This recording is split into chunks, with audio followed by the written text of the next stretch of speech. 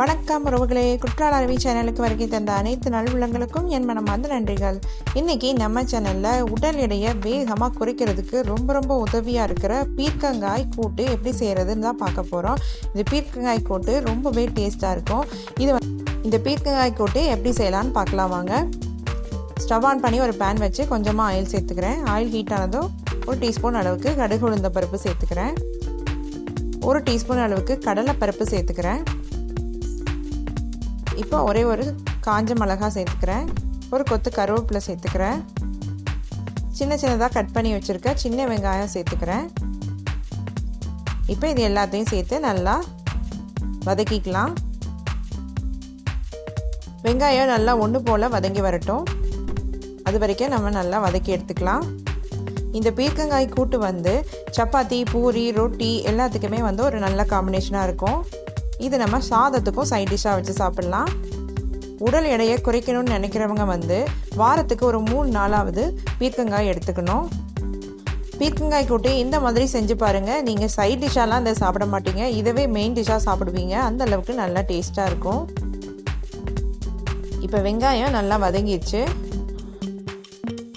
ஒரே ஒரு medium size தக்காளி கட் பண்ணி வச்சுருக்கேன், அதை உள்ளே சேர்த்துக்கிறேன். தக்காளி சேர்த்து நல்லா வதக்கி விட்டுக்கலாம். பீர்க்கங்காயில் குறைந்த அளவு கலோரிகளும் அதிக அளவு நார்ச்சத்துக்களும் இருக்கிறனால இது நம்ம உடல் எடையை வேகமாக குறைக்கிறதுக்கு ரொம்பவே உதவியாக இருக்கும். சர்க்கரை நோயாளிகள் வந்து பீர்க்கங்காயை தொடர்ந்து எடுத்துகிட்டு வரும்போது அவங்களுக்கு சர்க்கரை நோய் வந்து கட்டுக்குள்ளே இருக்கும். பீர்க்கங்காயை நம்ம தொடர்ந்து சாப்பிடும்போது நம்ம உடம்புல வந்து இன்சுலின் அளவு வந்து சரியான அளவில் சுரக்கும். இப்போ தக்காளி ஓரளவு நல்லா வதங்கிடுச்சு. பீர்க்கங்காயை நான் இந்த மாதிரி சைஸில் கட் பண்ணி வச்சுருக்கேன். இப்போ இதை உள்ளே சேர்த்துக்கலாம். நான் வந்து 2 மீடியம் சைஸ் பீர்க்கங்காய் எடுத்திருக்கேன். பீர்க்கங்காய் சேர்த்ததுக்கப்புறம் இந்த மாதிரி லேசாக வதக்கி விட்டுக்கலாம். பீர்க்கங்காயில் வந்து ரொம்ப பிஞ்சு பீர்க்கங்காயை விட ஓரளவுக்கு முத்தின பீர்க்கங்காய் தான் நம்ம சமையலுக்கு நல்லது, உடம்புக்கும் நல்லது. இந்த மாதிரி நல்லா கலந்து விட்டதுக்கப்புறம் தேவையான அளவு உப்பு சேர்த்துக்கலாம். 2 பிஞ்ச் அளவுக்கு மஞ்சள் தூள் சேர்த்துக்கிறேன். 2 பிஞ்ச் அளவுக்கு பெருங்காயத்தூள் சேர்த்துக்கிறேன். 1 டீஸ்பூன் அளவுக்கு குழம்பு மிளகாய்த்தூள் சேர்த்துக்கிறேன். நீங்கள் சாம்பார் பொடி கூட சேர்த்துக்கலாம். இப்போ இது எல்லாத்தையும் சேர்த்து நல்லா மிக்ஸ் பண்ணிக்கலாம்.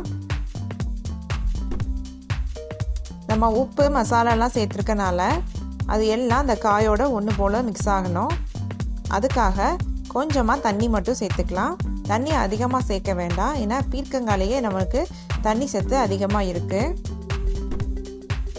ஒரு 2லேருந்து 3 நிமிஷம் வரைக்கும் இந்த மாதிரி ஒன்று போல் மிக்ஸ் பண்ணி விட்டதுக்கப்புறம் நான் கொஞ்சமாக தண்ணி தெளித்து மட்டும் விட்டுக்கிறேன். ஒரு 1/4 கப் அளவுக்கு தண்ணி இருந்தால் போதும். இப்போ இதை நல்லா ஒரு தடவை மிக்ஸ் பண்ணி விட்டுறலாம். பீர்க்கங்காய் வேகிறதுக்கு ரொம்பலாம் டைம் எடுக்காது.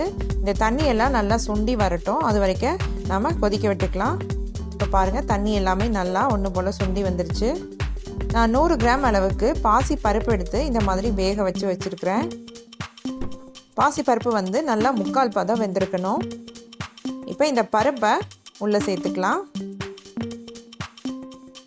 இந்த கூட்டு வந்து பாசி பருப்பும் கடலைப்பருப்பும் பாதி சேர்த்து கூட செய்யலாம். நான் வந்து இன்றைக்கி வெறும் பாசி பருப்பு மட்டும் சேர்த்து செஞ்சுருக்கேன். பருப்பு சேர்த்து இந்த மாதிரி நல்லா மிக்ஸ் பண்ணி விட்டுக்கணும். ஒரு 2 நிமிஷத்துக்கு இந்த மாதிரி நல்லா கொதிக்க விட்டுக்கலாம்.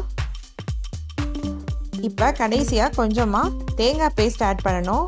ஒரு 2 கீத்து தேங்காய், 1 டீஸ்பூன் ஜீரகம், 3 பல் பூண்டு, ஒரு சின்ன வெங்காயம் எடுத்திருக்கேன். இதை நல்லா பேஸ்ட் பண்ணி எடுத்துகிட்டு வந்துடலாம்.